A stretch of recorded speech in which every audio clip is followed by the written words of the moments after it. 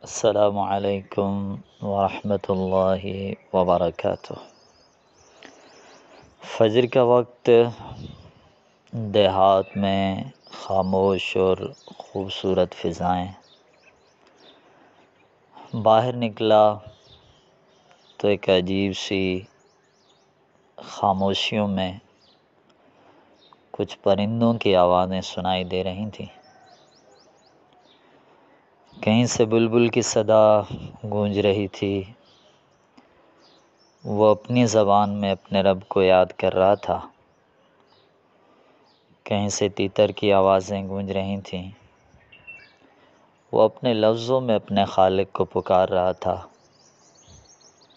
اور کہیں سے چھوٹے چھوٹے پرندے بھی گنگنا رہے تھے اور وہ بھی اپنے رب کو یاد کر رہے تھے۔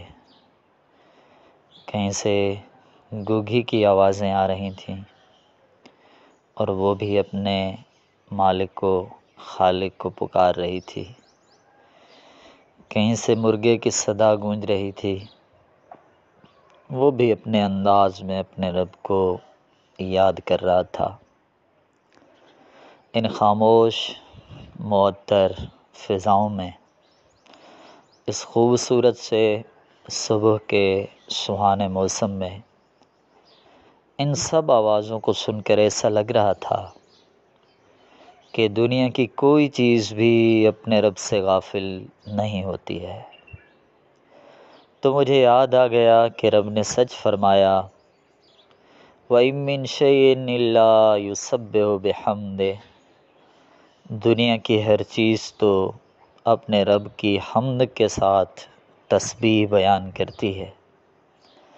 مجھے یاد آ گیا کہ رب نے سچ فرمایا، وَالطَّيْرُ صَافَّاتٍ كُلٌّ قَدْ عَلِمَ صَلَاتَهُ وَتَسْبِيحَهُ۔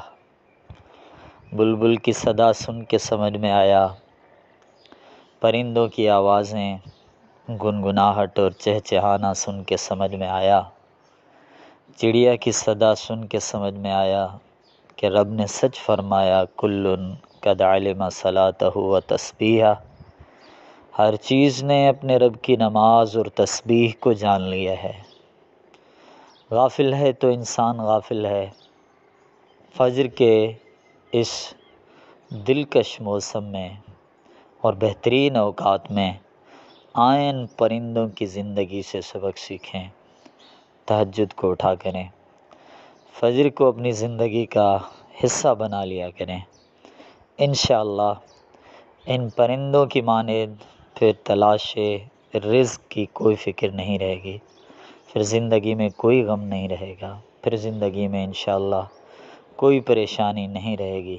اللہ ہمیں اہل فجر میں شامل فرمائے، اللہ ہمیں اہل تہجد میں شامل فرمائے، اللہ ہمیں روزانہ صبح و شام کے اوقات میں پرندوں کی پابندی کی مانند ہمیں اپنی یادوں کا پابند بنا دے۔